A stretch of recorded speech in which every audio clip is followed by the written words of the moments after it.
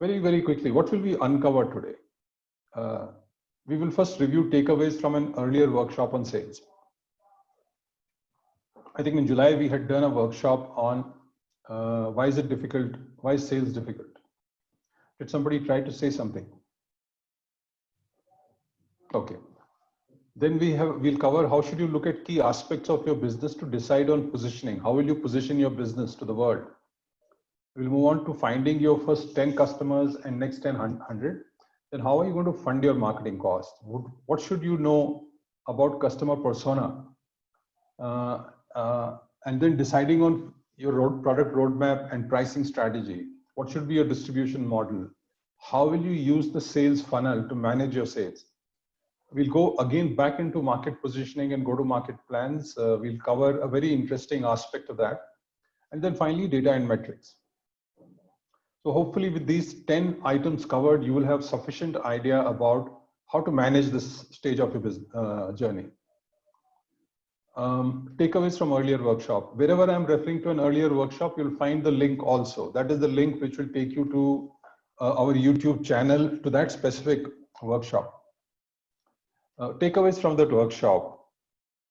Customers buy products. This is a big sales myth. Customers buy product services that are cutting edge using latest technology and have basket full of features. Absolutely wrong. Winning customers' trust is the most important factor. So the question you have to answer is, how will you actually establish trust? You can establish that only by understanding the pain he's encountering in a job he's attempting to perform, something he's trying to do. And you suggest a way to address that pain and being honest with him about the positives and the negatives. So it's all about building trust. And ensuring that your pain is actually, the pain is actually removed by your solution as committed. So then the question is, will it close the sales? Has he agreed to your price? So another mistake entrepreneurs make, they think sales is about having a right price. It is not. It is really about establishing a value. So for example, if I'm only taking it as an example, if I'm into making a drug that I think is life-saving, the customer does not know whether it is life-saving for him or not. And if you take the current COVID situation, right?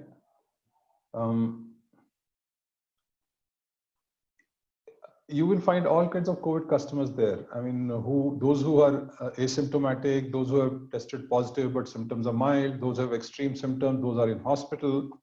Each one of them has a separate problem to solve. So let's take people who are asymptomatic. There's no point telling him that you are a COVID care company, because he's going to say, you know what, I'm asymptomatic, I don't care. But if you change your question and you tell him, hey, I have worked with all kinds of customers, people who are asymptomatic, symptomatic, mild symptoms. Is there any way I can help you on what care asymptomatic people should take in order to avoid getting infected? See, now the conversation has changed. Now it is no longer about your product, your price. It's about that person's problem.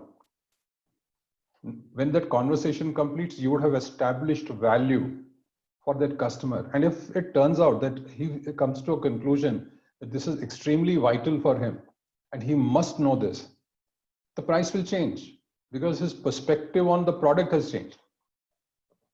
Please remember this. This is your first fundamental lesson in sales. Two other myths. Sales is a mysterious art that most entrepreneurs do not and cannot understand. Can't be more wrong. Sales is more science than art. Yes, some people are very good at it and they are highly successful, but that doesn't make it art. All it means is some people will be better than others. So you can't be champion in everything. So for example, you can't beat Usain Bolt in a 100-meter run. But if you decide to run 100 meters, you can run it well. The second myth that people have is, you know what, all this sales pipeline, sales planning is applicable for regular business. Startups have a different situation. Biggest mistake. The methodology of selling does not change. Big, small, startup, not a startup, NGO, doesn't change. I'm just sharing the marketing funnel, a very high level marketing funnel. What's a marketing funnel? What does B2B have to do? What does B2C have to do? We'll keep referring to this funnel again and again. So the first thing that you have to do to get customers is create awareness. Because unless they become aware about you, how will you actually reach out to customers? Okay. So the biggest problem you will face as a startup entrepreneur is how are you going to find the potential buyer, and how will you make him aware about your company, the problem you're addressing, and how you're addressing it, and what is the value you are creating. So this is the problem we'll talk about today. Your challenge is that you do not understand how and where to find them with your limited funds, because you don't have a huge amount of money with you to figure this out. Preferably, if you can do that without money, nothing like it. So here's what happens to most entrepreneurs. They say, you know what, unless I create an online or an offline media presence, how will the customer become aware of me? Correct? Can't be more wrong. You don't need to have an offline or an online presence, because these cost money. You have to figure out how to do it without money. But to begin with, when you try to reach out to the customer, if you don't have the right perspective on what are you really doing, what is your business all about, you will not be able to communicate your value, your purpose. Remember, when I started this presentation, I told you how I saw my ecosystem. I identified what problem I am solving, and based on that, I defined a solution. And to deliver that solution, I have 4 products. So my context is very clear. Nobody can get confused about what am I doing and why am I doing it. You have to do the same thing for your business. So the first thing you have to do is understand, what is the startup? Am I really a startup at all? What is different? So as per Ministry of Commerce and Industry, startup is a company which is not older than 25 years and has turnover more than, has not had turnover more than 25 crores in any of the last 5 financial years. But the most fundamental part of definition is that the startup is innovating, developing, deploying, and commercializing new products, process, or service. These 4 terms are very important. Innovating. That means you're doing something new. It's not been done before. Developing, because it's not been done before, you're building it ground up. And once you have innovated, you have built it, you start deploying it to your customers. And once you start deploying it, you figure out how you're going to make money out of this, commercializing. 4 key parts of this. And how will you do it? You could be coming out with a new product, or a new process, or a new service, driven by technology or intellectual property. Take Redbus example. Redbus didn't create a product. It simply changed the way you bought bus tickets, interstate bus tickets. So he changed the process. And in order to run the process the way he wanted, he created a technology platform which was online, and you could go online and buy the bus ticket. Or you could also open new geographies or customer segments. You could take something that has already been done, but get into a new geography or a new segment. Example, Flipkart. Amazon sold books in US. Flipkart started doing the same thing in India. Flipkart became an e-commerce company largely targeting tier 1 cities and tier 1 customers. Meesho has gone and done the same thing in tier 2, tier 3 towns. So change of geography, change of customer segment also will be a startup, because behavior will change, expectation will change. However, in Bulletproof Your Startup, we built a very simple framework to define your startup. See, the biggest problem with startup is it's a very fashionable term. You tell a group of people, I'm doing a startup, people look up to you because they think you are the next Sachin Bansal. And but really, you're a business. Never forget that. You are a business. What kind of business? With an uncertain future.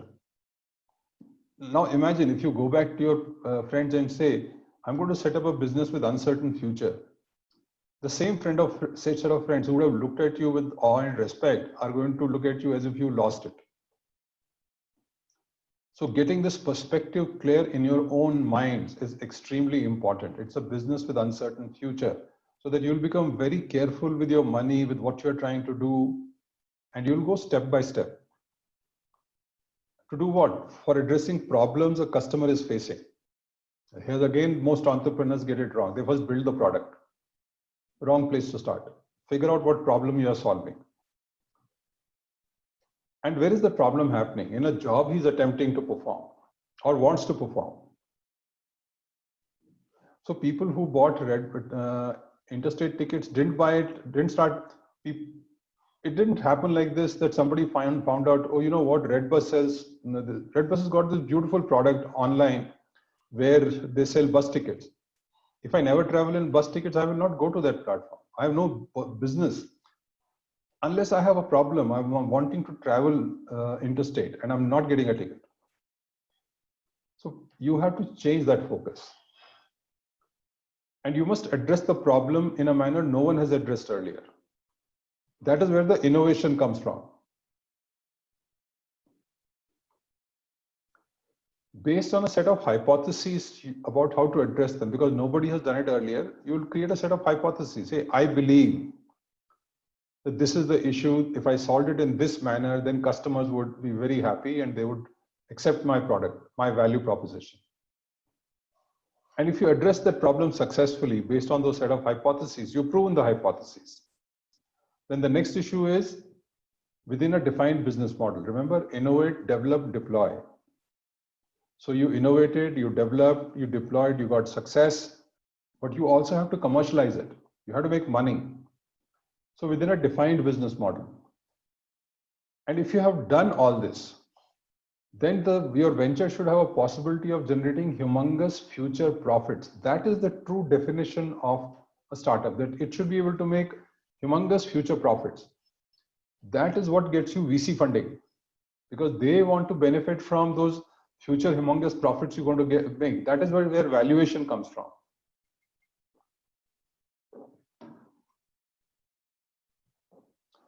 So therefore, it becomes very important to look at your own company and ask these questions. How will I be different? Will my idea truly disrupt the market? And truly disrupt means completely change the way people are working. Uber completely disrupted how we booked cabs. Redbus completely disrupted how we bought interstate tickets. It changed the way we worked. Or are you just going to make sustainable improvement? Uber cab, I don't know how many of you remember initially cabs used to take a long time to come. Even on these cabs, Taxi for Sure and Ola, when they started initially, it used to take time. The next cab company came along and said, I will do it in lesser time.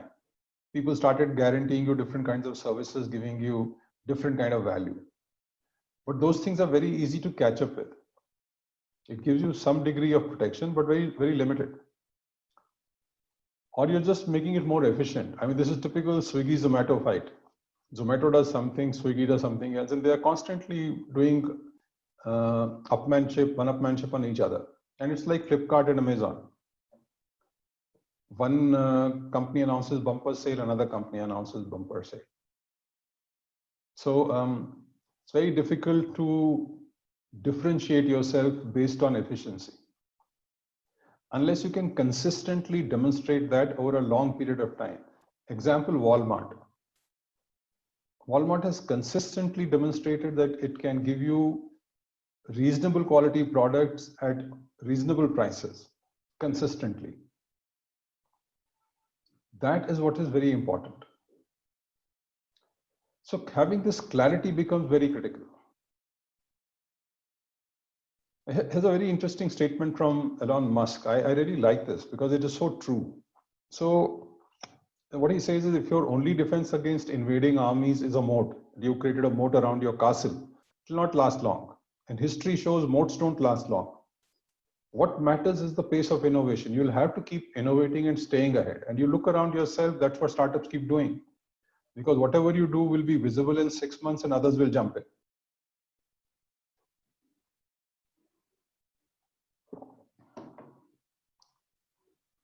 That is the fundamental determinant of competitiveness. How long can you keep innovating? How long can you use innovation to stay ahead in the market? Till you become a growing company, and then the financials take over. Financials then keep you big. So the next question you'll have to ask is, okay, what will drive traction? Okay, fine, I'm differentiated, but what will really create the market for me? What is the nature of need you're going to serve? And we'll go deeper into this later. Are you like Icarus? You'll try to fly and sun will melt your wings. What is the nature of need? Need is very critical. Men want to fly. Men have wanted to fly for ages. But since all of us realize it's not difficult, so it's not a blatant critical need. You don't wake up every morning saying, I must fly today. You know it's not possible. But would you like to fly? Sure. In order to fly, what is the nature of problem you're going to solve? Is it today it's an unworkable problem. There is no easy way for you to fly. But it could be an unavoidable problem. Maybe there are drones coming up, or maybe there are personal rockets that are possible, that could become viable one day. So okay, it's possible right now, it's out of my price range. Or it could be just urgent. You need to do this, but you can afford to postpone it because office is next door. You really don't need to travel. Or it could be underserved. You really don't need it. It's not critical for you. It's good to have, but if it doesn't there, fine, doesn't matter. See, figuring this out about the nature of problem you're solving becomes very critical, because this will tell you whether you'll get good traction or not. And if you're just automating a task, it's going to be difficult. So you need to figure this question out. First, figure out what is the nature of disruption, then figure out what will drive traction. What is the nature of activity you're doing and how will that drive traction? The next thing you have to figure out is, okay, what will drive revenues? What will be your pricing strategy? Will you compete with the incumbents, come out at the same price? Or will you enter bottom of the market? What will you do? Or will you compete with non-consumption? Meesho competed with non-consumption. That is, it took an existing service and brought it to tier 2, tier 3 towns which didn't have it. Flipkart, when it launched, got into third option, which is went to a market where there were no consumption was happening. There were no capability of buying online books the way they were selling. Sure, eBay had some capability, but it really wasn't solving the key problem. So here is what you will have to start doing from day one. You will have to start creating what we call the growth process, high growth process. And in that, in the recipe part, sorry, process I'll come to later. First of all, you have to answer, okay, do I have a compelling breakthrough opportunity through disruptive innovation? Creates a marketplace advantage. That will make it easier for you to get early buyers. And if you've done that work on figuring out what your company is all about, your marketing message will become very sharp. And it helps create a price advantage because you're doing something others are not doing. Then how big is the market? Are you working in a niche market, or this is going to be across the nation? Who all are going to use it?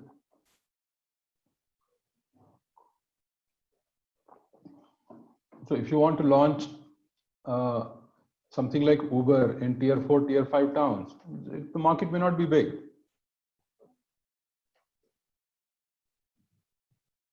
Are you going to create a sticky community? Will people keep coming back and using your product again and again? If these three things happen, compelling breakthrough opportunity, big fight, and sticky community, you will generate humongous profits. So next thing you'll have to figure out, how well do you understand the customer? What is the customer all about? And these are standard 7 questions you must ask. Why, when, which, what, where, how, whom. Before you really figure out what the customer is all about. And how do you figure that out? This is a framework that we recommend very highly. It's not designed by us. It's designed by a company called Strategic. They designed it in 1990s. Highly successful. It's called Customers Jobs to be Done, JTBD framework. We covered this very deeply in Idea to Opportunity workshop. I have given the link below. This is available on our YouTube channel. You can go and see the whole workshop there.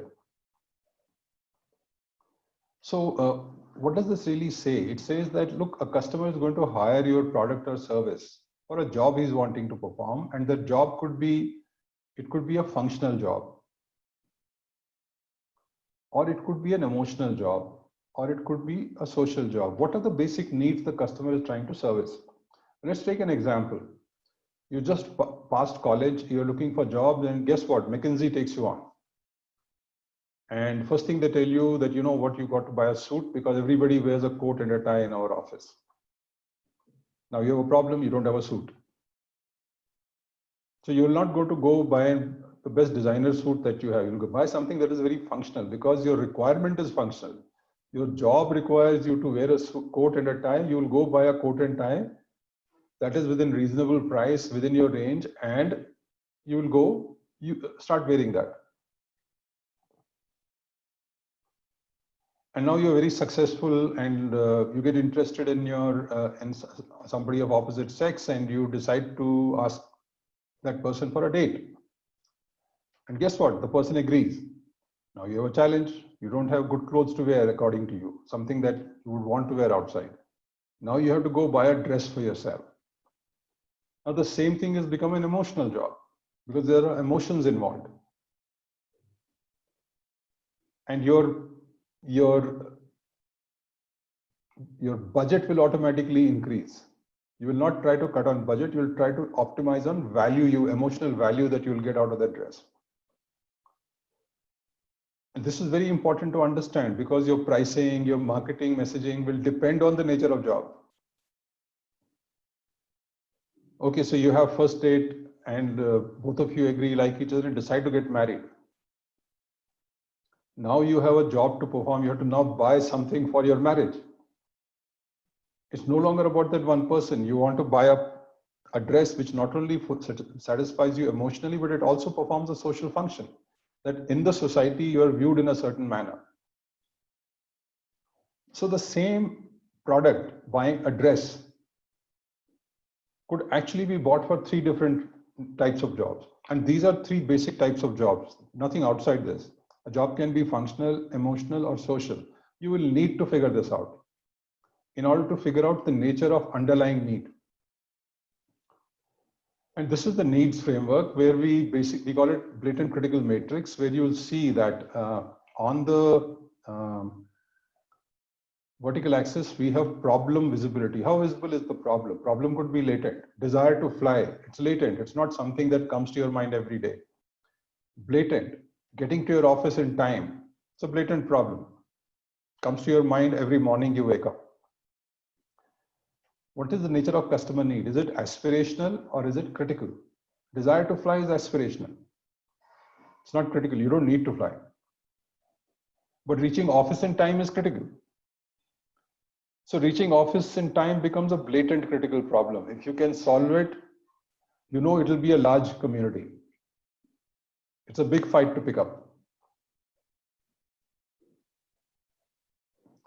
But the real value lies in latent critical. These are the black swans, the hidden issues, where you will get really solid traction and you'll have your own price advantage. So figuring the nature of need out is very critical.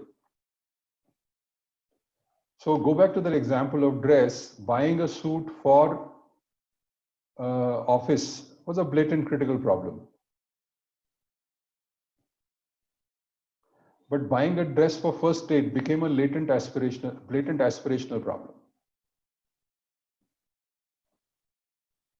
And buying a dress for your marriage again became a blatant aspirational problem. You could have got married in your daily clothes also. In that moment, okay, people would have said, he didn't even buy a good dress for his marriage or her marriage. But who will care after 1 month?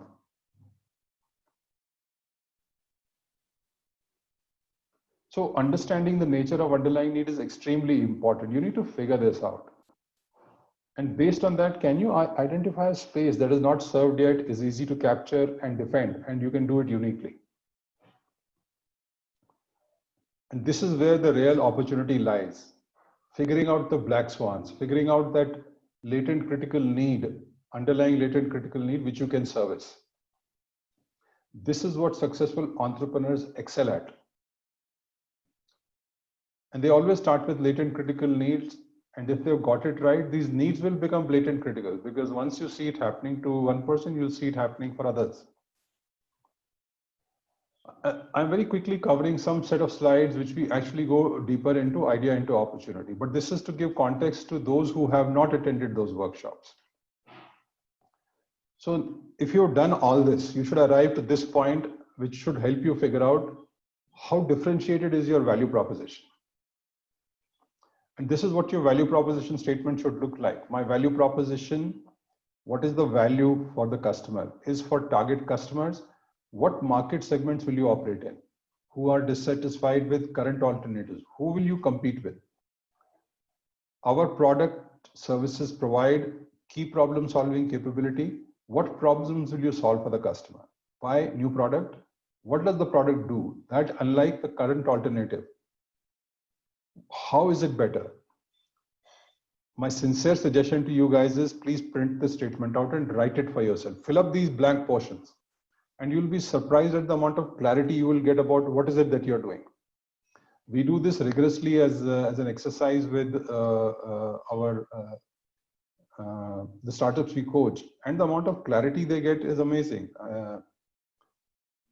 We can later on put you in touch with some of these entrepreneurs and you can understand from them how they applied these frameworks.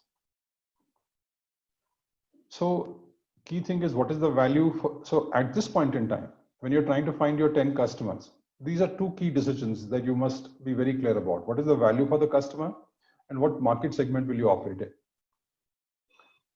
It's very important now that we are talking about the journey. Okay, how will you get your first 10 customers? To understand the nature of the journey. Who are the customers who will come to you initially? For that, we use a framework called Dr. Rogers Technology Adoption Curve. This is also known as Innovation Diffusion Curve.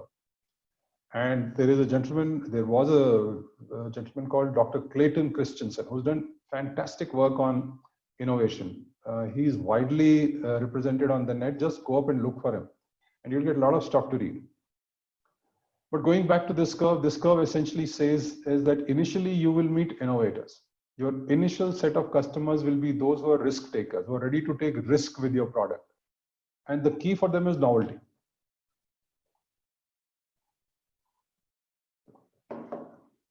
This will be then followed by early adopters who look for competitive advantage. Now, what will be my advantage in the outside world? Followed by early conservatives who look for benefit. How will it benefit me, my company? And finally, late conservatives who are looking for ease of use, and laggards who will just follow the rest of the world once the entire world has started using it. Clearly, your major market lies in the center to the conservatives. And this is how your sales is going to grow. But let's take a deeper look at this. In fact, there's a beautiful book written by a gentleman called Jeffrey Moore, Crossing the Chasm, which is about marketing and selling high-tech products to mainstream customers. Please read this. It's a fantastic book to read. We have adopted this framework because there is tremendous value in this framework for entrepreneurs. And what this framework says is that there is a massive chasm between this stage where people are looking for the early adopters, the visionaries who are looking for competitive advantage, and your real market, the pragmatists and the conservatives. And most startups fail here. They don't know how to cross from here to the main market. This is the early market which you will be focusing on initially. It clearly rules out the mainstream market. This is something you must fundamentally understand. This is very important, that the mainstream market will follow later. Right now, it's the early market that's actually going to be of importance to you, and which is largely technology enthusiasts and visionaries, and they will buy for novelty and competitive advantage. So anything that is bought only for one of these three things: novelty, competitive advantage, or benefits, or a combination. Okay, so as an entrepreneur, I think the first mistake you make is you are planning everything keeping the main market in mind. You have to change that perspective. You have to start looking at the guys who will actually look for novelty. It's a very small segment, 2.5%, but you'll get your first 100 customers from here and here. the people who are looking for novelty and people who are looking for competitive advantage. Therefore, the initial set of features should offer that. Let's take an example of Facebook. Facebook started as a directory service of all students on Harvard,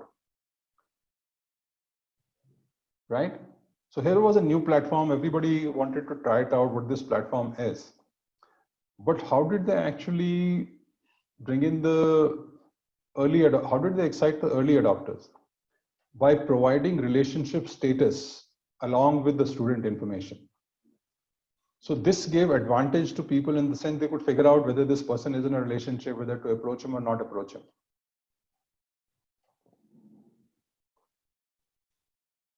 Don't make the mistake of trying to go to the main market because you're bound to fail.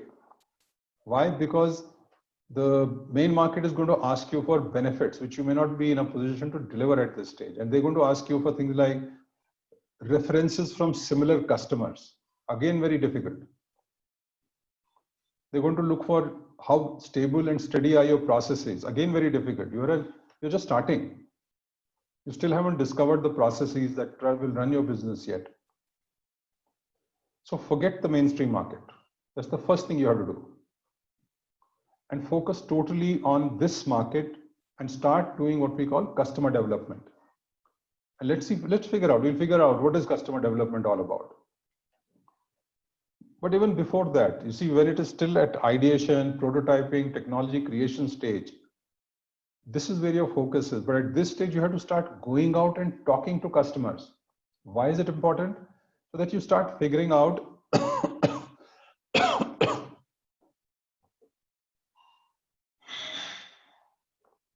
which is the real market segment you should reach out to. And who are the real customers? I have, I think, Suman and Veena on this platform who have set up JeraCare. They've just gone through this ideation, reaching out to customer phase, and they have a very interesting experience. I'm going to request them to come on, turn their speaker on and share their experience at this stage. Suman, Veena, would you like to?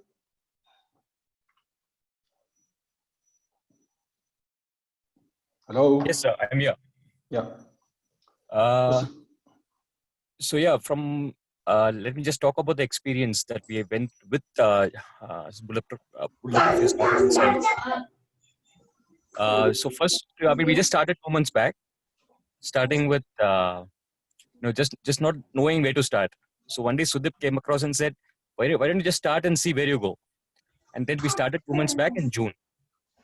And in June again, we were in the middle of a pandemic, and our idea was more about geriatric care, where we had to help people, older people, overcome healthcare issues. And the present situation demanded us that, yes, older people are more vulnerable to COVID care, I mean COVID, and then we will help them with COVID care at home. So we went all out doing the marketing aspect. I mean, we were actually looking at the mainstream market, and we really did not know where to start. So where will we get our first few customers? So in that, we understood that the first customer, as Sir saying, that it's present in the initial stage, the innovators. So one of our most important customer, the second customer that we had access to was, a very big shot from Axis Bank. I don't want to disclose his name, but he's a big shot from Axis Bank. So I would say he was an innovator. He was a visionary. And yeah, that was our second customer that we had. And we then went on going about the ideation and the prototyping type, saying, okay, what kind of patients are we actually accessing? Again, we spoke to 100 patients who were COVID positive and tried to tell them, yes, we will help you. And to our surprise, all the 100 said, no, we don't want your kind of thing. We are all fine. And I was wondering how can I, people are all scared and still people are saying, I don't want your treatment. We want to go with the BBMP.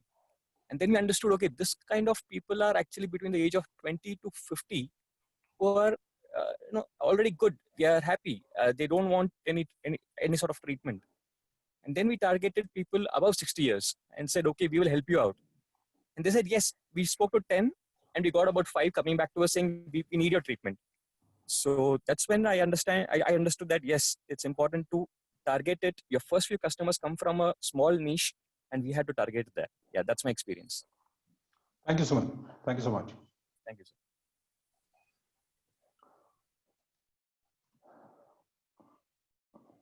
So very interesting part is we've been talking to Suman. Suman is actually involved in deep coaching with us. And we were constantly talking to him, and we've seen him go through his trials and tribulations. Times he would feel so down. One day, he and his wife Veena called 100 customers, and they got 100 no's. They were very disappointed. They were expecting that at least they'll get some conversion. So this is the thing about your initial sales, and our golden rule is that, hey, till you haven't heard 300 no's, don't give up, because those 300 no's will teach you what are you doing wrong. And you will start getting yeses, because you'll finally start tuning your process, how to reach out, what to say. This is your learning phase, so don't get discouraged. Keep your morale up and stay at it. So this is what you really heard. If I had just told you market focus, business and product development, you would have said, I don't know what this means. But map back what Suman did. He let the market decide what his business and product should be all about.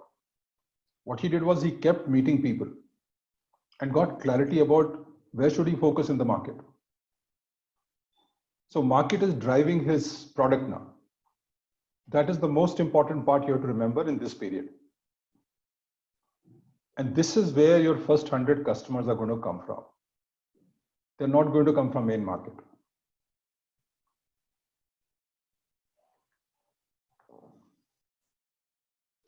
Now let's get into the tactics of getting your first 10 customers.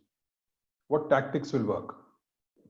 So I'm giving it to you at a very general level, and but the fundamental principle is you have to reach out. You have to reach out to whatever your assumptions about your market is, and start meeting potential customers and start talking to them.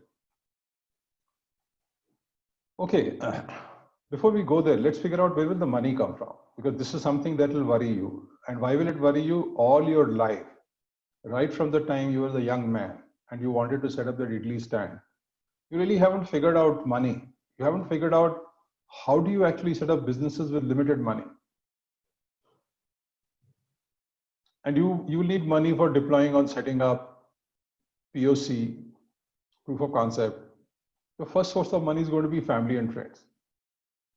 So stop looking for angel funder, angel investor. It's not going to happen. And you'll waste a lot of time and get very discouraged. What you need to do is have a great financial plan in place. And you manage and be milestone driven. That these are my milestones, this is my money, this is what I would achieve out of this money. At R&D stage, you can go to you found few customers, you're still building your product, you can go to an angel investor. And when you actually have got your product going, which is now you're getting into deployment and you're getting into business model discovery stage, you can even go to banks. A lot of startups don't realize that they can go to banks. And we have helped a few startups actually get money from banks. We are currently working with a garment manufacturer where they may get as much as 2 crores from banks. And it's a startup. And for growth, when you really want to have non-linear growth, you really want to go from, increasing your turnover by 20% to increasing your turnover by 300, 400, 500%. That's when you need a VC. So this is where the money is going to come from. This we cover in detail. We do a workshop on financial strategy. It is available online at the link shown below. But at initial stage, it is more about marketing and customer development than sales. This is what Suman has been doing. You don't have existing segments. You have to discover those segments. You're not even sure who specifically will buy your product. So you have to discover what customer, who. Should you do social media marketing, paid advertising? Maybe, maybe not. So don't start pouring money there before you really have figured this out. Because in case, so for example, if Suman had started by social media marketing with his initial thinking, he would have spent a lot of money before realizing he's not getting any response. And within 1 week of going out, talking to customers, talking to potential patients, he has so much clarity over what he's supposed to do. So go talk to customers, go talk to your potential customers and leverage other people's audiences. So when we are discussing with Suman and he wanted to figure out what should he do? We said, why don't you go to BBMP and get work with them? Say, I can provide care to people you have tested. And within a day, they started sending him 1,000, 2,000 names. So he leveraged BBPMP's audience. He's also separately working on how does he build relationship with doctors and clinics and hospitals. And once he figures it out, he's going to leverage their community. So leverage established communities where you can get advantage. So you have to spend no money in this. Whatever I've told you so far requires zero investment except your time and the petrol you'll burn. And start testing out different methods at this stage and see what sticks, see what works. This is what Suman has been doing for the past couple of weeks. Testing out different things and seeing what works. Now he has figured it out. So he's got his market segment, he's got his strategy, he's figured out what he has to say. He'll start being more successful.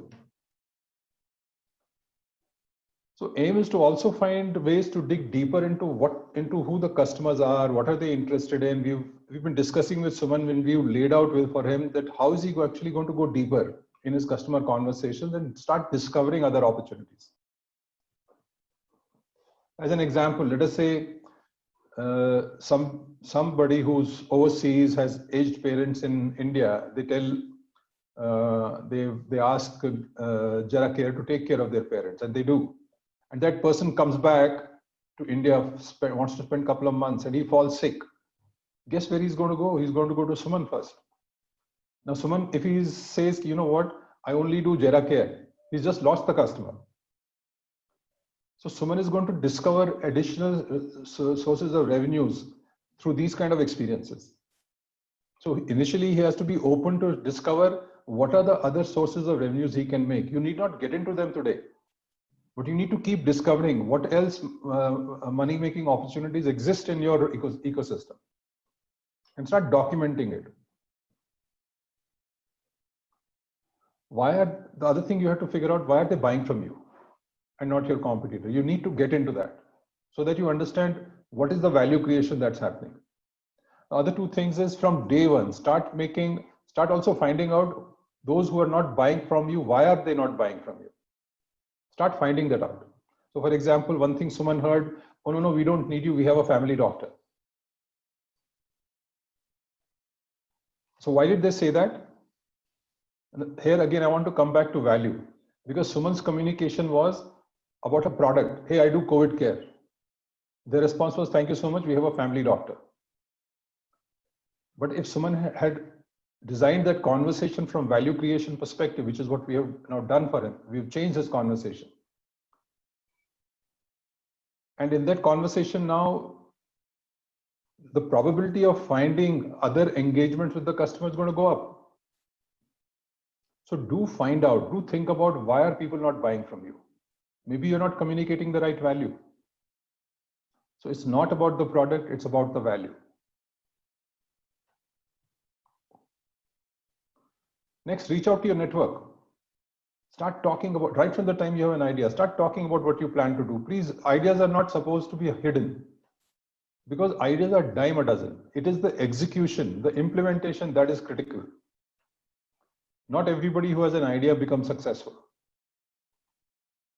So founders fail because they do not talk to potential customers. And this is absolutely, absolutely a must. And please be humble enough to not assume that your hypothesis is correct. So talk to customers and validate the hypotheses. You could be completely wrong. Because why do you set up a business? You set up a business to make money. And how do you make money? By finding a customer, engaging with the customer, and maintaining the customer. This is fundamentally what business is all about. So unless you go talk to your customers and find out what are his issues and what he wants from you, you're not going to succeed. So reach out to your existing network and ask specific questions about your product, about your market. Ask specific questions. And you'll be surprised how many people will be ready to help. Use your existing LinkedIn contacts. Create your network. Reach out and connect to people who you think will be of interest to you. Find out people who are from the industry of your interest and connect. Send them emails. I have an example here so that you send a very neutral email so that you get a response. And here, what we've used is an emotional button. People love to help. People are willing to help. So here's a typical message. Hey, Anand, I've been working on getting my next venture going, building whatever for this industry. I know you're super busy, but I do need your guidance on a few questions to find the way forward. The last sentence is the emotional hook. Most people will try to find time to respond to your email. But if you start saying, hey Anand, I've got this great product and I've done fantastic work, Anand will never respond. Almost all the mails that I get, except one recently that I've seen on my LinkedIn, is about somebody pushing a product at me.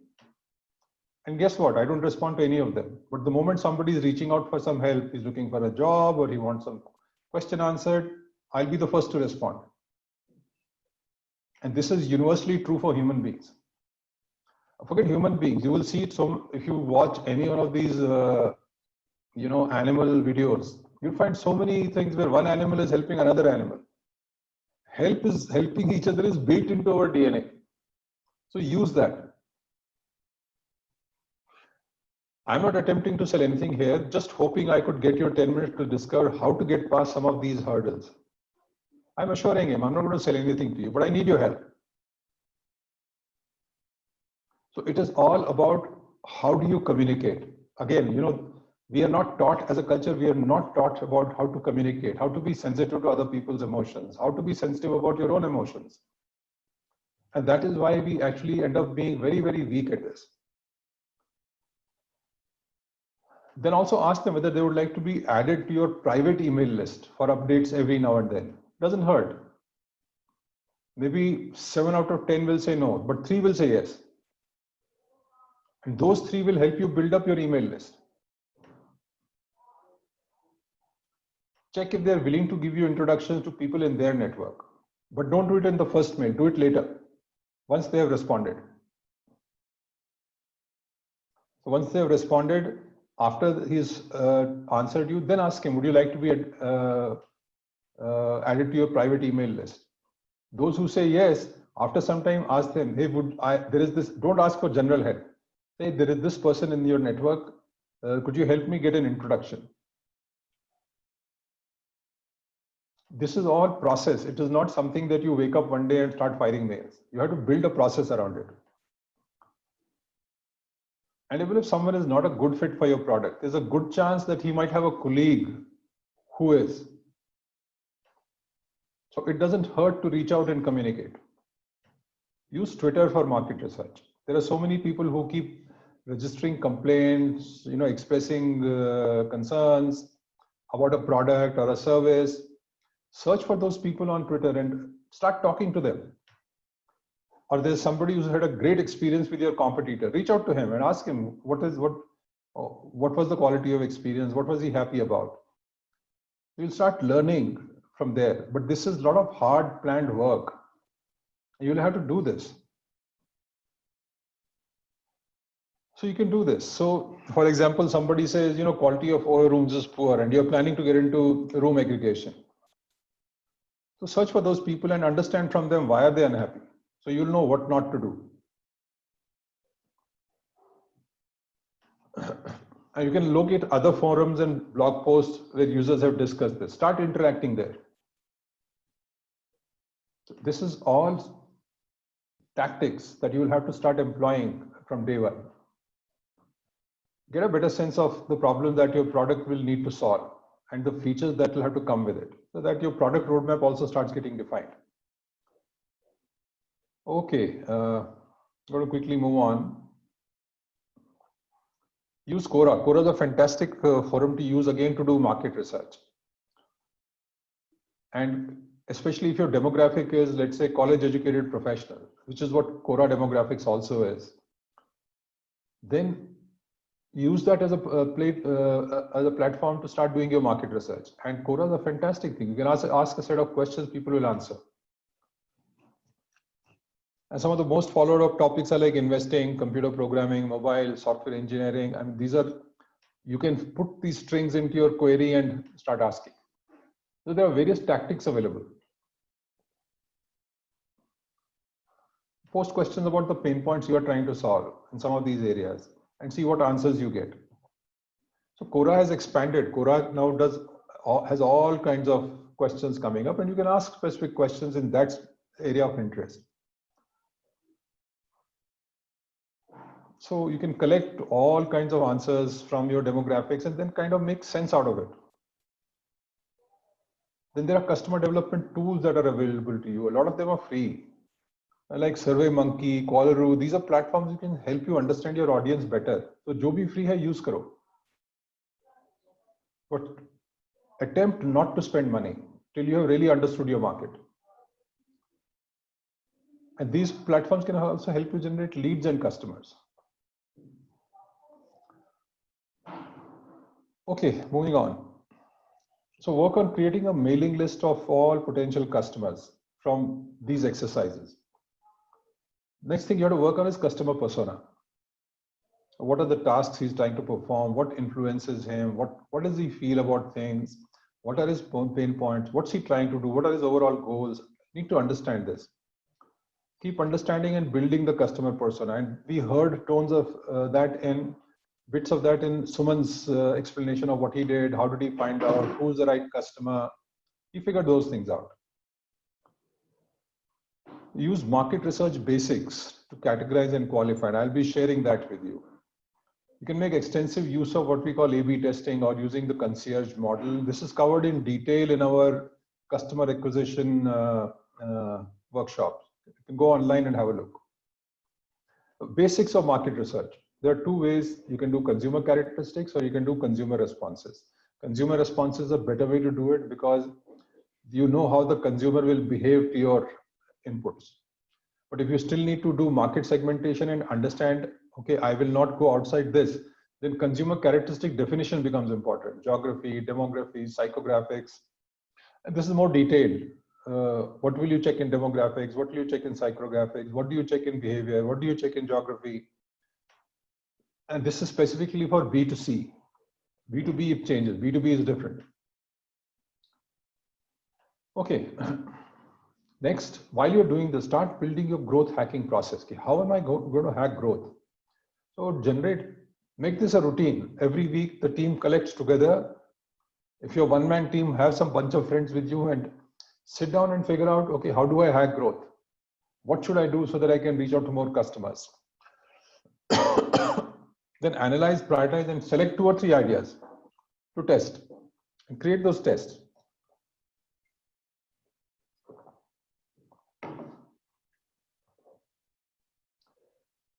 Start with the best sounding ideas and create a success hypothesis. How will you define success for yourself? So for example, for today's workshop, we had defined a success goal. When will we call this as a successful workshop? And we have internal goals set for that. That drives everything else from there. And then we are measuring. So we'll analyze how many of you are actually doing startups, how many of you came from which channel. That's already built into our process. So we know, okay, which channel to focus on, what kind of audience comes from which channel. We start learning these things. Build analytics, gain insights, validate your hypothesis constantly, and then modify goals accordingly.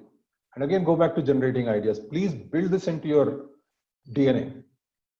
And it's a rigorous, regular exercise you have to do. We did a startup hyper growth workshop last week. The link is given below. You can go through that workshop on our YouTube channel and understand. Some of you already attended it. From your names, I can see, like Anuj, I think was already there. Some of you are already there. I remember Pratap also. Pratap was also there. Okay. So at this point in time, you will start getting clarity about what are customers asking, and you will start figuring out priority. Okay, what am I going to do in near term, focusing on innovators and visionaries? What am I going to do in midterm, focusing on visionaries and pragmatists? You're trying to jump across the chasm. And what will I do in long term, focusing on the main market? That this is my main market now. Near term, 3 months, midterm 3 to 9 months, long term 9 months and more. You'll also have to, at this point in time, work on right price point. We have covered this in our pricing strategy in great detail. Again, the link is provided. It's on our YouTube channel. But fundamentally, this is what we say. You first do the financial part. Figure out your break-even analysis. What is your minimum price? That below this, you will start losing money. So you can't go below this. Then figure out your maximum price, value pricing. That this is what you would like to get. This is the value I'm giving, and this is what I would like to get. So you set up minimum and maximum. It can't be outside this. And then you have done interviews, you have done A to B testing, and you've figured out, okay, from customer's expected price, I know what is the minimum expected by customer and what is the max he is expected. So you got your range. You know that this is the range in which you'll have to operate. You need to start figuring out and constantly keep revising it as you go along and learn more. Next thing, you have to figure out what's your distribution model. Is it going to be B2B? Is it going to be B2C? Is it going to be B2B2C? What is it going to be? So for example, you may say, okay, I'll sell through agents, or I will sell through referral marketing, or I will create an MLM kind of a marketing network. You will have to answer these questions upfront because why? Because A, it affects your margins. B, it affects how you're going to communicate and train your network. So this needs to be figured out upfront. Our advice, don't bring in an agent in between initially because you're introducing another layer which may not give you clarity. So this is the first 10. Now let's figure out how do you find the next 100 customers. And we'll start getting back to the funnel because at the end of the day, funnel must manage your business. And what are the basic elements of a successful launch? Building anticipation. People start expecting your product. This is what crowdfunding does. Crowdfunding platforms do for you. They build anticipation about the product. And you're giving a highly discounted price and people start waiting. They talk about it. Buzz is created. Very often people create, go on crowdfunding platforms and they don't even sell there, but they create a buzz about their product. You can also add value through content because you built an email list. You could start sending them content. You would have negotiated with them and started sending them content so that they keep building engagement with your product and start anticipating when it will come out. Be ready with your sales message. How are you going to position the product and its price and ask customers to buy? Be ready with that. So let's now see, this is what we had said about initial awareness. How will you make potential buyers aware about your product, your company, problem you're addressing? Now launch that email list that you created. Add value to your subscribers in first few emails. Send them content. And then actually move to persuading them to buying your products in the last 1 or 2 emails. Educate your audience. Designed to build up authority. They start trusting you. So for example, one strategy we have discussed with Suman is whatever list he builds up, he starts sending them once a week, very small content on how to take care of yourself. And it will not be just COVID care. For geriatric care, it could be about meditation, it could be about yoga, it could be about exercises they must do, it could be about nutrition, it could be about multiple things. But they create a dependence, a healthy dependence where the customer starts looking forward to their messages. Talk about your background. For example, if you remember how Suman he introduced himself as a practicing orthopedist. Veena is a trained nutritionist. So that's how she'll introduce. I'm a trained nutritionist and this is what I have done. Builds credibility. And start talking about it. What did you do? How did you come here? And what are you going to do? People start trusting you when you do these things. And use these emails to build curiosity, build anticipation. That people say, okay, I want to see. So for example, if someone starts writing, and very shortly we're going to do a weekly video of demonstrating how to exercise. It will happen at 7:30 in the morning. We hope you will join the class. It's an online class. We'll show you what exercises to do. Building anticipation. And remember, from geriatrics perspective, old people's perspective, they're looking for social contact. And here's an opportunity where you can actually give value by creating social contact. Very fundamental ways of looking at things. Okay, now you generated interest by engaging with your market, right? You started talking about your product, but not from your product perspective, but value to the customer perspective. And you start describing your product now. So for example, if someone has done this and some people start sending messages, when are you starting that video program you had said for what exercises? I really need that help. So they can start describing, okay, this is the product, this is, and it can even be a subscription based, that there'll be a very marginal subscription which is already covered in your fees, monthly fees. However, if you have some friend who doesn't want to sign up for monthly services but wants to use this, he can be given a discounted price because you are recommending. Now see what you have done. You created importance for this person. He will refer somebody. He'll say, hey, you know what, because of me, you're going to get 10% discount. So you have to do these things. And now they start considering, they can start reading reviews about your product, comparing prices, etc., and start making a decision. And then you finally launch it, right? So establish intent that he puts the product in his cart. I mean, it's a buying action. I'm simply giving example of put product in the cart because this is what I showed you originally. But it's a buying action. He says, yes, I want to buy now.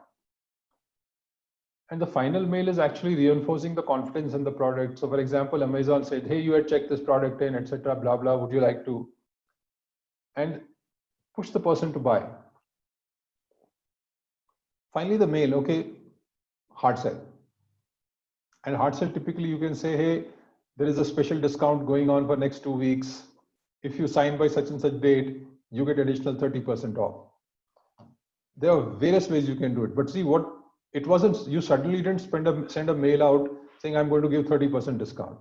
You went step by step based on your funnel, running your standard designed scripts at each stage. And then finally bringing him to a point where you say, I'm going to give you 10% off if you sign this week. So funnel becomes very important to your lives. You could even do, okay, we are limiting initial beta registration to 100 users. A lot of people do this. Or it could be invite only. A lot of companies do this. Like Pinterest initially was invite only. You applied and they would invite you in after some time. Okay. Now let's come to team preparation. So if you've got 3-4 people in the team, you have to make sure that everybody in your organization understands how to establish interest. So even if your office boy picks up the phone, he knows what to say. So training and standardizing becomes extremely important. Documenting, creating processes, standardizing becomes very important. Document, document, document, train, train, train, process, process, process. Day one. Don't leave it manual. And it's what's going to happen. A lot of this is going to take you work. It's going to take your time. And you will tend to prefer go out and sell than to do this. But then you are the only person selling, remember. So how do you leverage everybody in your office who's actually sitting in the office and could help? Again, how will you help everyone in your organization is helping the prospect considering your product. So you have to teach about people about communication, about value, what is the value you are creating is not about the product. So if you do this, if you train your team at this stage, you will find you would have multiplied your sales ability. Okay, let's go back to market positioning. So you got experience here, you would have figured out a lot of things. Go revisit your pricing strategy. Again, same thing, compete with the incumbents, enter bottom of the market, compete with non-consumption. Go revisit it so that you start deciding. We've got an excellent workshop video on competitive position, again, on Bulletproof Your Startup channel. Go have a look. See what you can learn from there. So you want to take the question now? Oh yes, of course. Sorry. Okay. Pratap had a question at the beginning of the workshop itself. He had asked, in a B2B product sales, funnel is the key. In a B2C product, is marketing the key to drive more number of users? You cannot forget the funnel, because I understand what you're saying is that in B2C, you may not have one-to-one conversations, but you would still have a script running. That script could run through ads, that script could run through. So for example, let us say the first script says create awareness. So you put an ad out on Facebook, but you would have set standards that, okay, when I spend X amount of money on this Facebook ad, I must get Y amount of answers, Y amount of inquiries. And Pratap, we cover this in detail in our go-to-market strategy for early stage startups. So I'm briefly going to tell you how it's going to work for you. So now, you know, after you have got the initial inquiry, you have to generate interest. So you'll have a bunch of email conversations happening, which will actually push the customer to the next stage. And typically, if it's a cloud sign up or something like that, you could even have a mail saying, hey, would you like to talk to somebody in our organization to help you figure this out? And they would have some call center supporting that activity.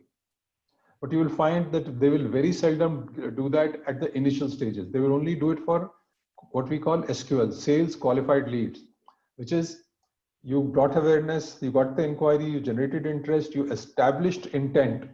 That guy says, yes, I would like to buy. And then that's when you can get your call center engaged. So even in B2C market, the funnel works, but it is not somebody picking up the phone and talking to every lead. It then becomes an email mechanism which you will use, a reach out mechanism that you will use to respond to incoming inquiries. If you set it up in such a fashion that you're getting inbound calls, then you would set up a calling team, an inbound marketing team, which will receive those calls and respond. So the idea of funnel doesn't change. It's just how you run the funnel that changes. Hope that answers your question, Pratap. Okay. Any other questions?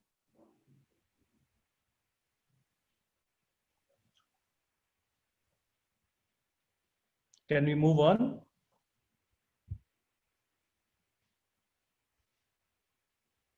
Okay, I take silence as a yes. Okay, so let's move on. Now, how should you position your product? This is a very important part about marketing. And we cover this in greater detail in early stage marketing.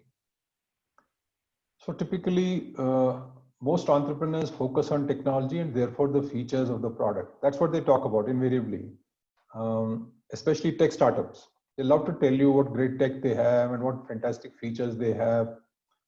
And the trouble with that is that if you give something so clearly defined to customers, then he knows how to object. Because remember, you cannot make somebody buy something unless he is ready to buy. You cannot sell to a person, but you can bring him to a point where he's ready to buy from you. And the moment he senses you are selling it to him, he is going to push back. Because nobody likes to be sold to, because there is this sense of, oh, I've been made a fool of in that. But you can get him to a point where you establish value and he says, I want this. So, and features is not the only thing. Price also becomes very important, and behavioral economics become very important there. So how does the person perceive the price in respect of the value that he is getting? I would love to share an example here, slightly dated, but it's a very interesting example.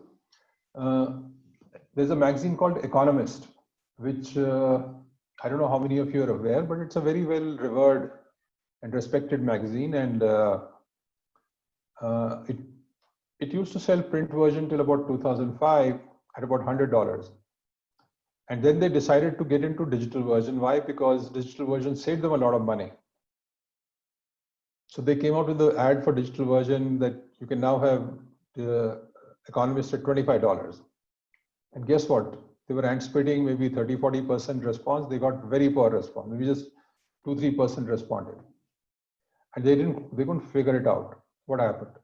Then they used a tried and tested pricing strategy. It's called decoy strategy. So what you do is you create a situation where in comparison, the price, the decision that you want the person to take to looks very attractive to him. And something that he was not doing earlier, he does it now. So here is what Economist did. It came out with an ad, and a lot of companies do this, by the way, which said print version $100 at the leftmost side. The first thing, print dollar. They showed Economist magazine and said print version $100.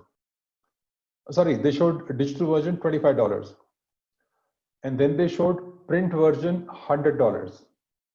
And the rightmost they had print and digital $100. Now see what happened in customer's mind. He saw $25, he saw $100, and he saw $100. And he said, hey, I'm getting the digital version free.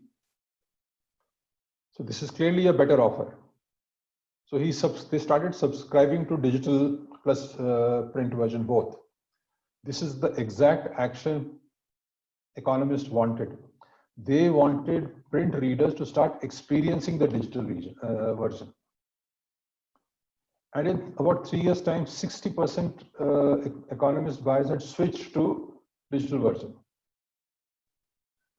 Same proposition, $25. Probably the price has been increased. But it was all about how you made the customer feel about that price. They picked up the print and digital for same price as print. And they said, the logic that he used is, I'm getting this free. And I don't have to give up the print version. And once they experienced the digital version, they realized that they don't need the print version. They were on move, they didn't always pick up the magazine. This they could do it anytime from their phone, from their laptop, and they sold it to themselves. So this is the second aspect. The third aspect is psychology of selling. What are the emotional buttons? What is the customer persona you're working with? And what are his emotional points that you can leverage to show him value? So emotions come into picture. So selling features is rational, but you have to move from rational to irrational. I have 3 video clips which I would love to play for you. One is about the Move Cream. Second thing is about this Vodafone business services for small businesses. And third is about Glanza, which is the Toyota car hatchback. Let me play this for you, and you'll get the point.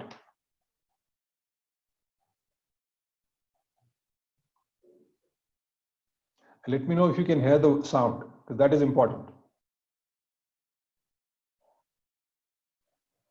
So the way this ad works is a husband and wife.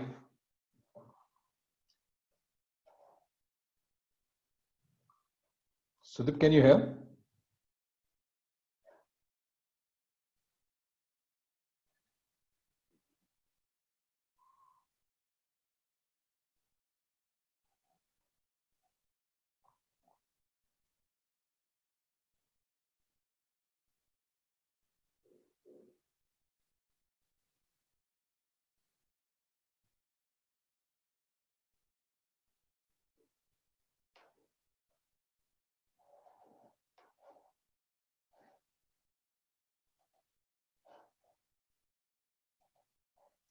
Hello, Sudip, could you hear?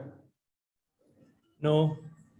Okay, there's a problem in this playing these videos, but let me explain to you.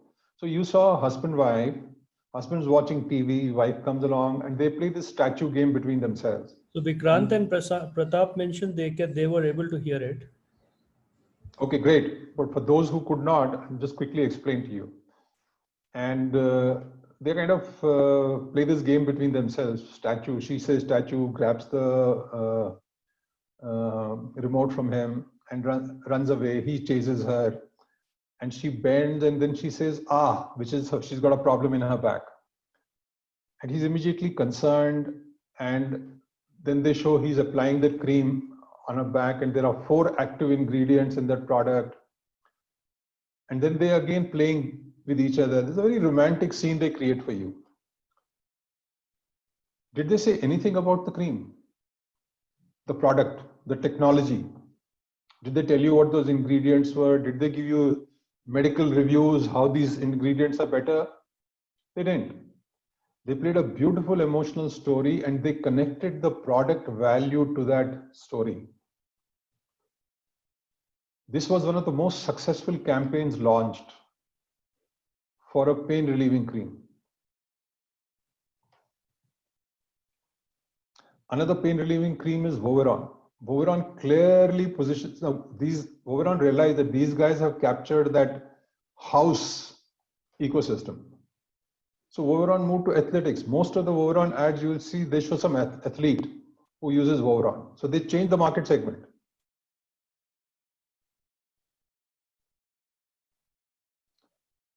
This is what I mean by rational to irrational. Let me also play Vodafone since some of you could hear a very interesting ad.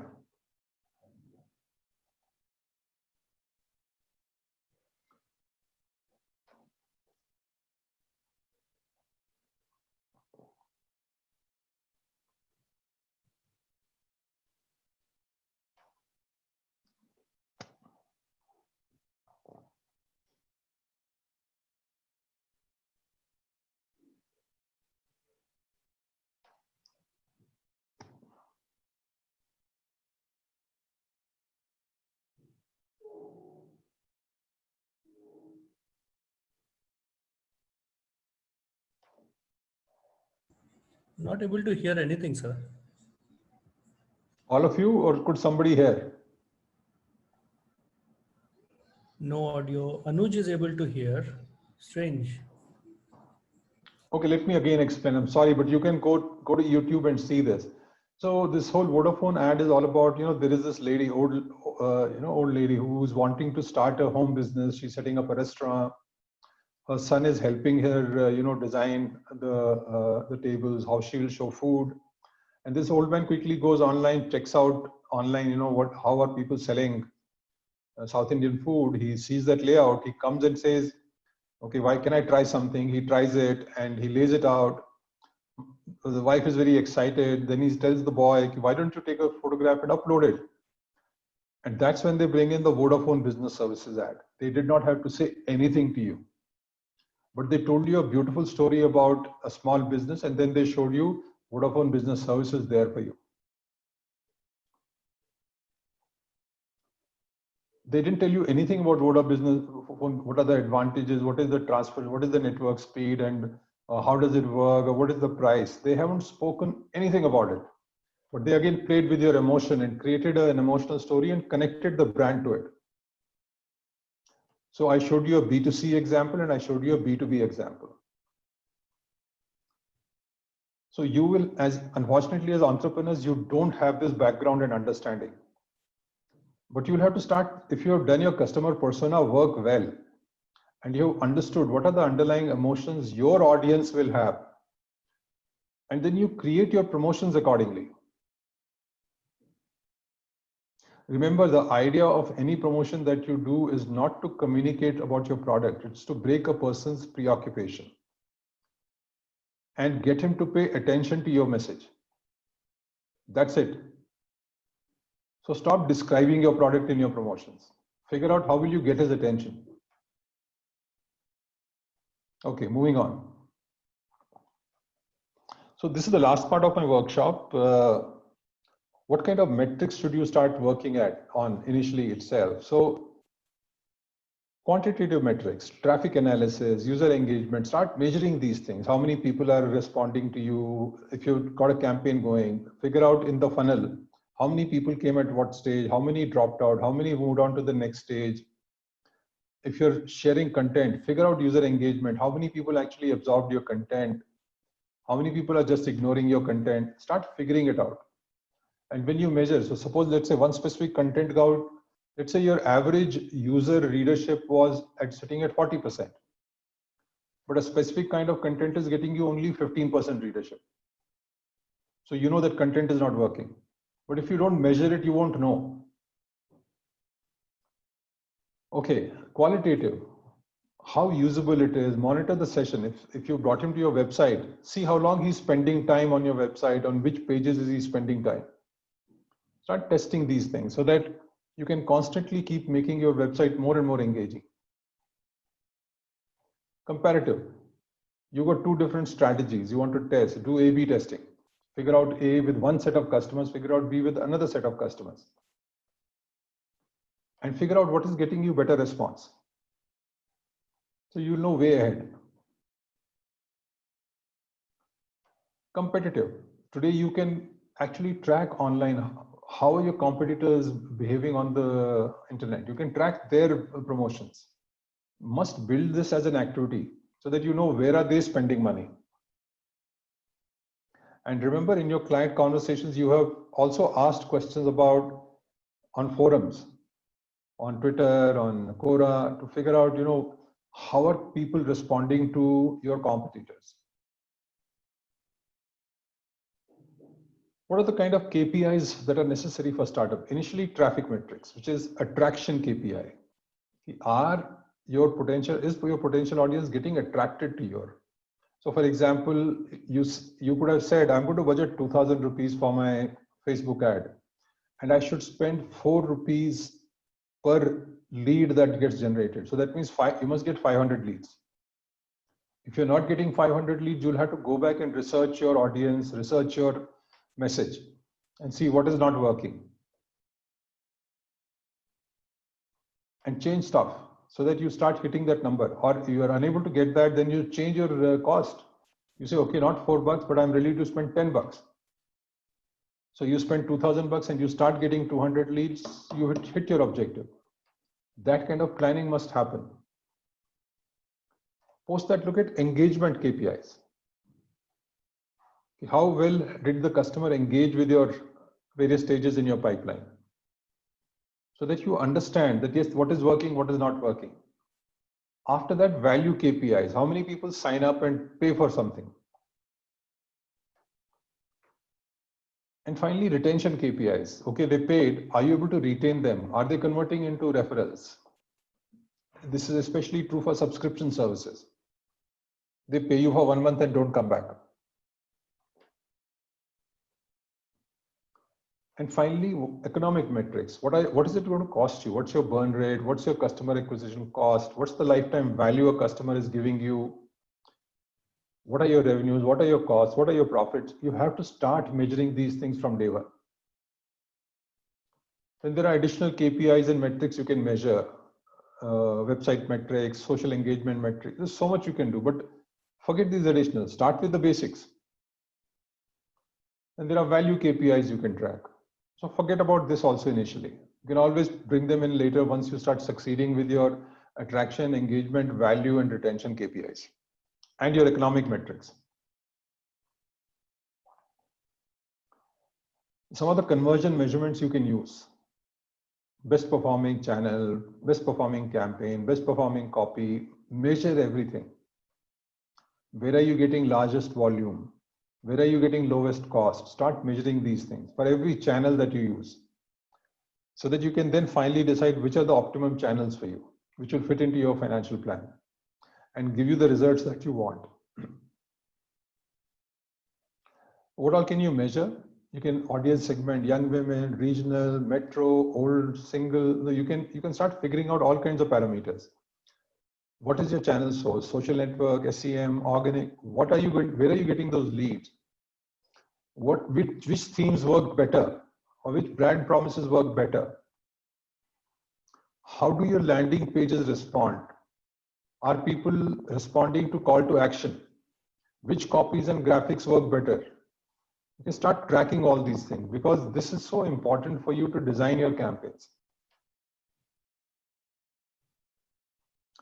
That's it. This is the end of my presentation, and I'll be happy to take questions. Hopefully you guys will have more questions. Hi, Anuj here. Yeah, Anuj. Actually, my question is, like, can you just differentiate an MVP from a prototype and a proof of concept? Because I often get confused with these three. So can you just give me a basic idea about? Sure. Proof of concept is initial testing. You go to few people and you see ki, have you got it right? Is there even somebody out there who's interested? Okay. So if you get 5-6 people who say, this looks good, I would like to use it. So it looks, and you're examining that this was my problem statement. This was my hypothesis. My hypothesis has got proven. Okay. So yes, that means, yeah, you had a concept and that has got proven. But what has not got proven is what is the size of the market that really is out there. Okay. So you start going out into the market, meeting customers, talking to customers, or creating online engagement for customers, figuring out. And you find that, and like someone did, you find that I contacted 1,000 people, 200 people responded to these 4 features. Next 100 responded to these 2 features. And you can similarly keep figuring it out, who's responding to which features. And you say, you know what, I want to approach those 300 who responded to 4 plus 2. Of the 2, 1 is common. So you can reach out to those 300 and say, would you like to be a beta user of this one feature? Or you could say, no, let me go with 6 features and say, hey guys, I've got these 6 features for you. That's your MVP. Now you're trying to figure out, is there a larger market that will engage with your minimum product, minimum value proposition? So MVP is a way to discover whether a market exists. Okay. And at this point in time, you'll also start getting a sense of how big is that market? What will you really need to do to approach a larger market? So your roadmap starts getting clearer. Okay. And your price points will become clearer, roadmaps will become clearer, what marketing strategy is working, that will become clearer. So there's a lot of discovery to be done. Okay. Any other question? Yeah, I have a question. Hi, Ravi sir. So, Who's this? Anupam. Yeah, Anupam. Hi. So my question is, what if you are approaching a market which is already full of competitors? Okay. So now, if you are interested in and you are approaching the market, the motivation is because the market is huge. Okay. So for example, right now, let's say if we take an example of EdTech, we know that like thousands of startups are trying to build something in education, in the space of education, and each has like one story that we are doing this better or we are doing that better, or because not everyone is working on everything. People are taking bits and pieces and they're approaching the market. Now, since there is already so much buzz and so much crowd, how would you even differentiate yourself if you are, let's say, if you come up with something, but since there are already so many people in the market, how do you differentiate yourself? And especially when you showed that bell curve to the early adapter and the innovators. So what would be your strategy there if there are tons of competitors out there? So I want to take Suman's example, Suman Shekhar's example, where he reached out to 1,000 customers for COVID care. Right. And through successive trials, he's finally landed up at a segment that is responding to his value proposition. Okay. So it's a question of discovering a niche which will respond to your value proposition in a crowded market. And there's always a niche. Right.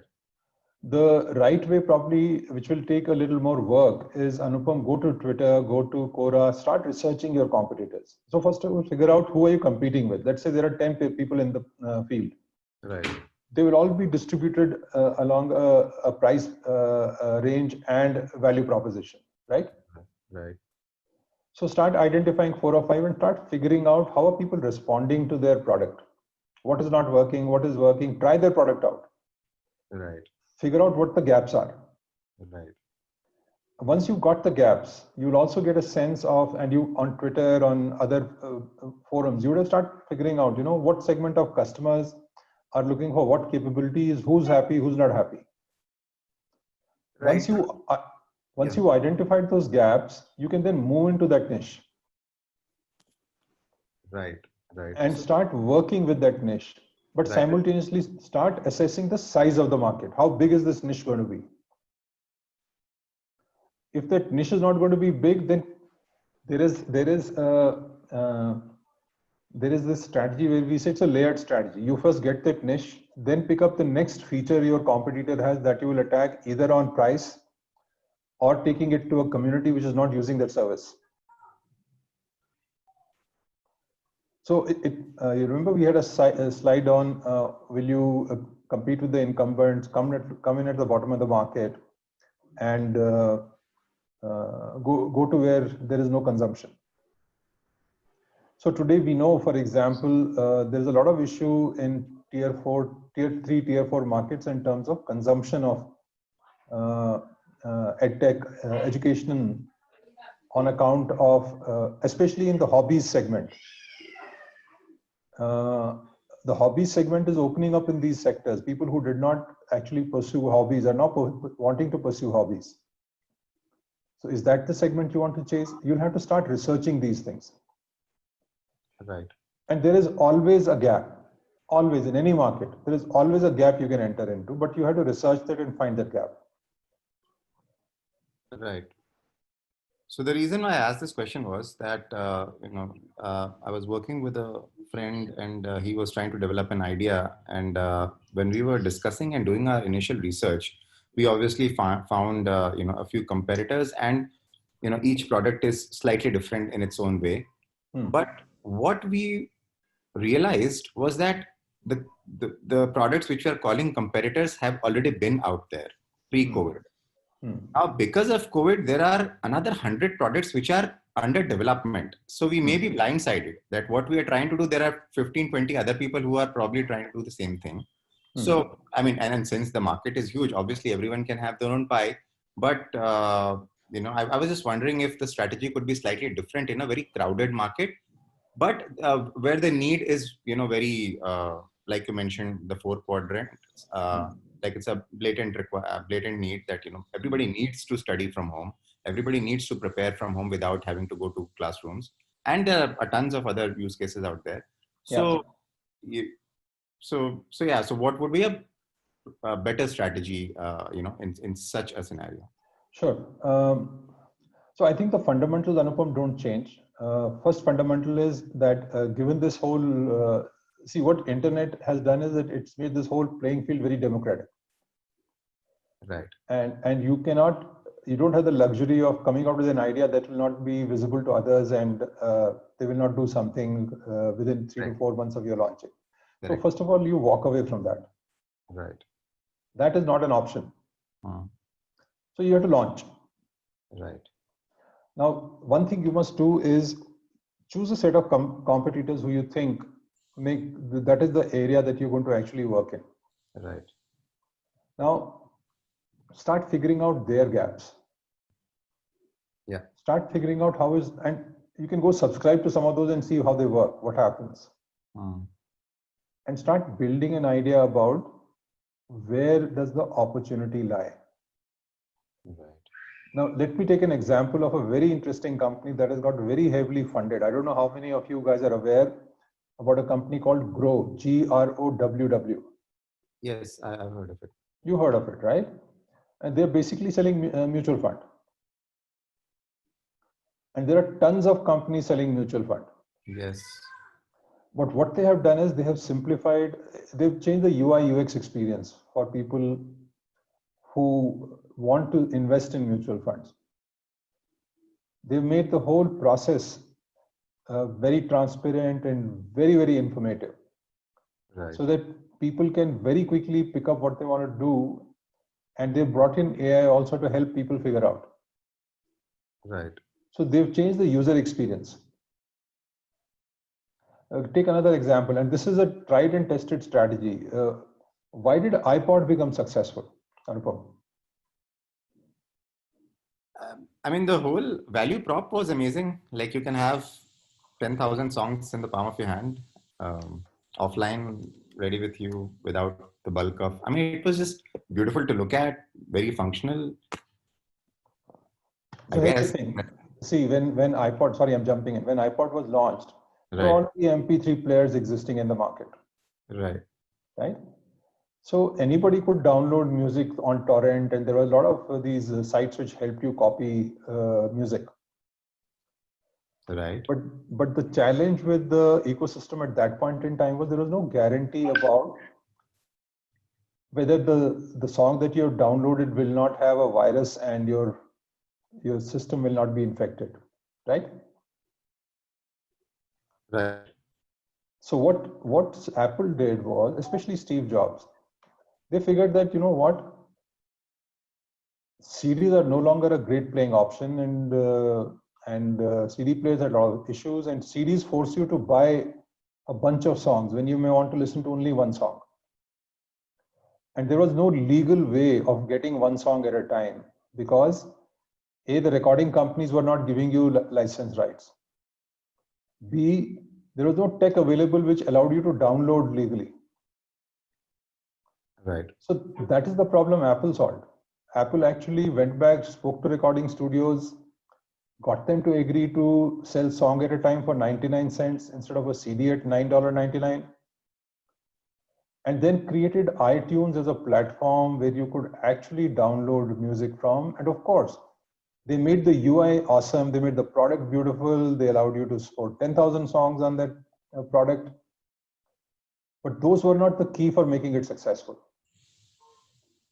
They found the gap. They found that people can't download software legally and create their own playlists in a manner that they would want to do, song at a time. Right.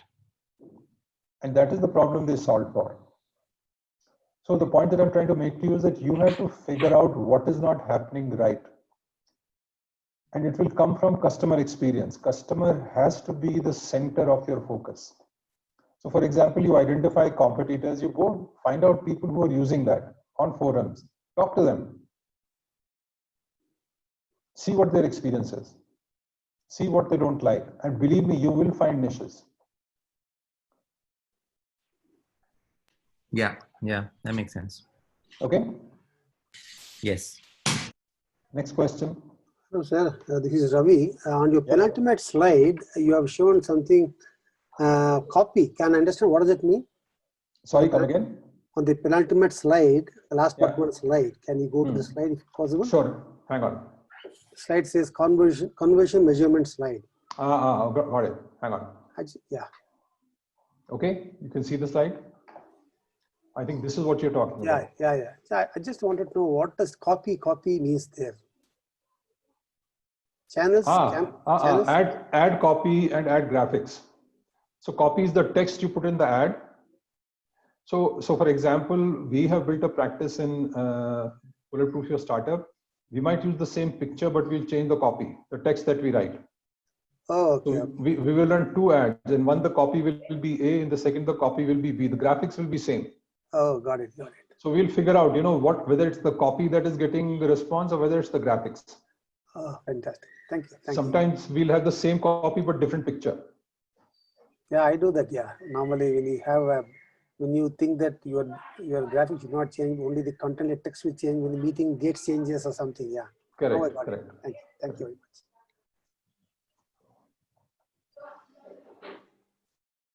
much. Saurav, you had two questions. Would you like to come on the mic and talk about it? Saurav Raj or Saurav Kumar? There are two Sauravs. Is the landing page somewhere in the funnel? Saurav, okay, he's not on the. Yeah, it's Saurav. It's Saurav, Saurav Raj. Saurav Raj. This discussion is typically when trying to find the landing page itself. Once there are the ad, the customer or this potential comes on the landing page, he sees through captions, value, benefits, and at the end of it, thing called book a demo or request a callback or something to initiate, because it's a B2B, might want a demo to understand what actually it is.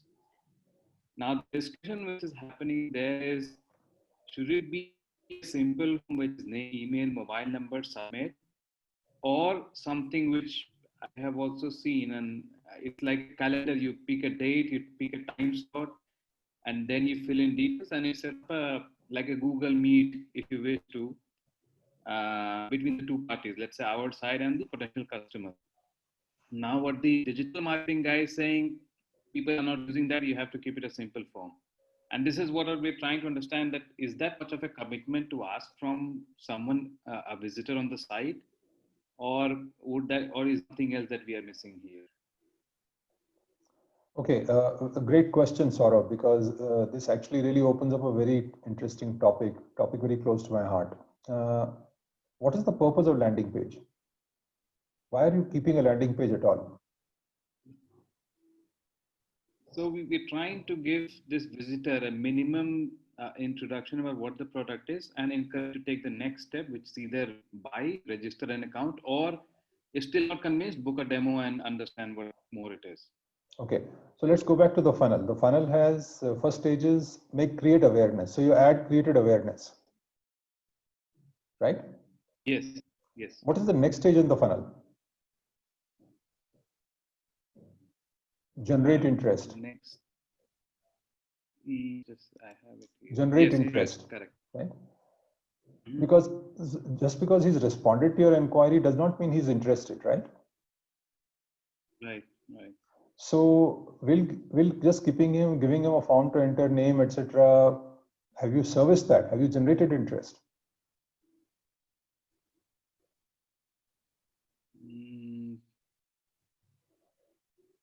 Probably.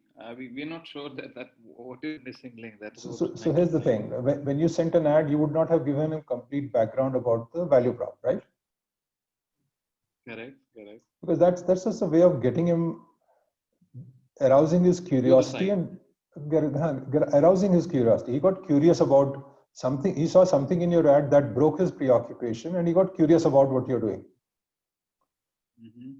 Maybe he's your competitor. Maybe he's somebody who's sitting without anything to do, and he clicked on it. You don't know. Right. Now the next thing is you have to generate interest. And in the same form, you have to generate interest and give him an option to register for getting more information from you. So first rule about landing pages, generate interest without crowding the page. Okay. And have call to action which actually gets him excited. So here's the thing. I saw a beautiful gamification on one site where they had a form. They had very brief discussion about what they do. They had a form, but the button was not register. It said spin the wheel. And on the left-hand side, they had this spinning wheel on which there were various dollar amounts mentioned: $300, $200, $100, to see if to see what money he wants to win. See, what is the most interesting part here? There is nothing about the product, but they gamified to get you engaged. And invariably, more people will click just to see what he gets. So when I tried it, I got $300. Now I was very interested to see, okay, what is this thing where they'll give me $300 discount? That is when they got me to the actual product page. But see what they had done. They had already biased me. They had told me I will get 300 off without actually telling me about the product.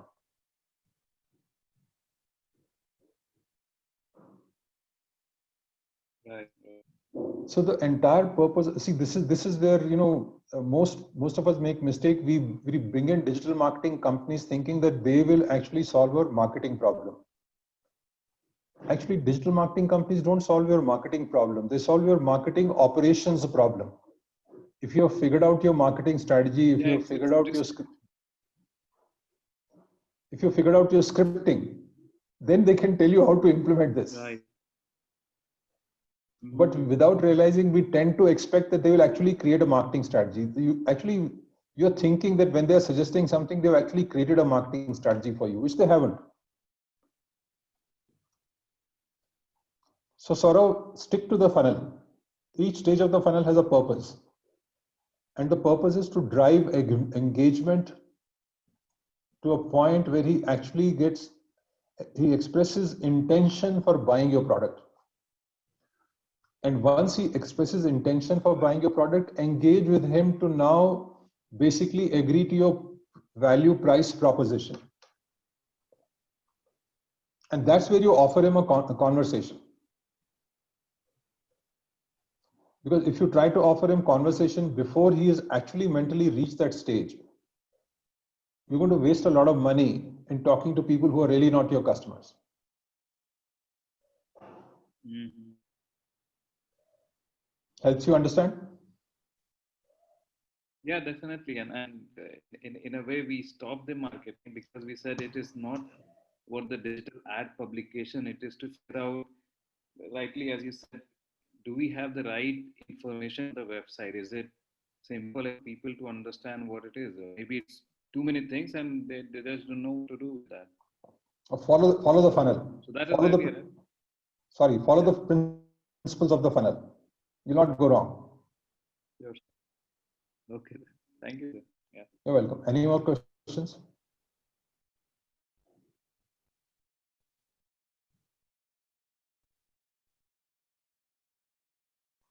Hello? Sudeep? No, we don't have any further questions on the group. Okay, great. So then let's stop here. And guys, thank you so much taking out this time on Saturday morning when you could actually be spending time with your family, with your friends, doing whatever you do on weekends. It was good to have you here, and do call us if you need any kind of help from us, and do visit the links that I've given you, because our workshops are very heavy on content and what you can do in a specific situation. So do visit our YouTube channel, and if you like something, do give us a clap, like us. It will help other entrepreneurs. Thank you so much. Thank you, sir.